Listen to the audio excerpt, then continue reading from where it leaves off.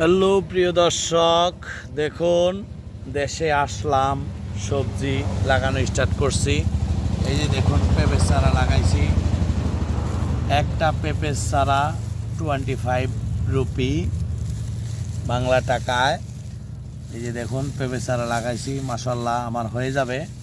এখন আবার এখানে পেঁপের চারার পাশাপাশি কুমড়ার বিচি লাগাবো। কুমড়ার বিচি, এই যে মিষ্টি কুমড়া লাগাবো।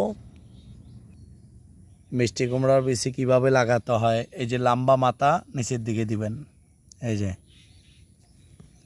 লম্বা মাথাটা নিচের দিকে দিবেন, তাইলে হবে।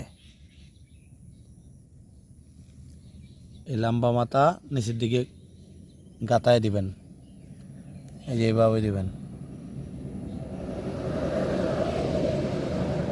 হয়ে যাবে ইনশাল্লাহ। এই যে আমার পেঁপের চারা দেখুন, মাশাল্লাহ এই যে কত সুন্দর হয়েছে।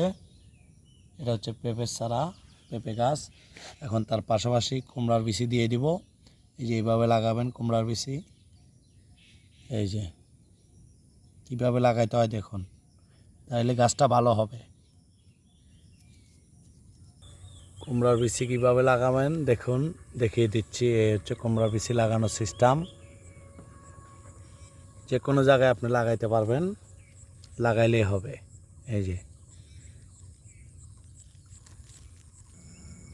দেখুন পুঁইশাক খেয়ে পুঁইশাকের ডাঁটা লাগিয়েছি, মাশাআল্লাহ। এই যে দেখুন শাখা বের হইছে, এই যে পুঁইশাকের শাখা বের হইছে। দেখুন কোনো জিনিস ফালানো যায় না, ইচ্ছা করলে উপায় হয়। এই যে আমি লাগাইছি, দেখুন পুঁইশাকের শাখা বের হইছে। এই যে ডাঁটাগুলা লাগাইছি, এই যে দেখুন শাখা বের হইছে। এই যে দেখুন ইচ্ছে থাকলে উপায় হয়। এই যে দেখুন মিষ্টি কুমড়ার বিচি লাগাচ্ছি এখন পুঁইশাকের পাশাপাশি।